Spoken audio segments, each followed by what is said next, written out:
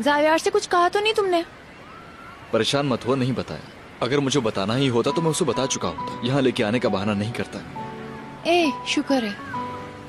अब चले आगे, लेकिन हमारा ब्रेकअप हो चुका है तो इसी हिसाब से बिहेव करना होगा। वो लड़कियां कौन थी? ओहो, यहाँ कोई जेलस हो रहा है। मैं क्यों जेलस होने लगी? नफसियाती।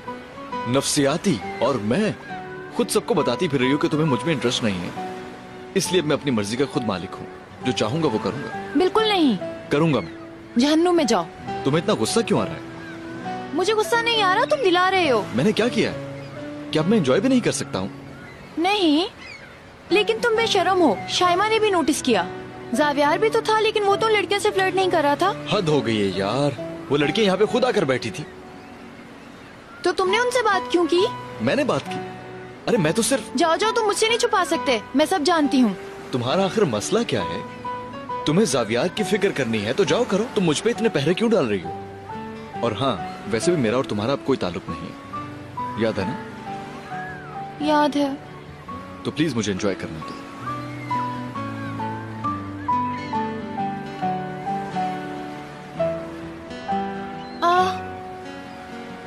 क्या ये समझ रहे कि मैं जेलस हो रही हूँ?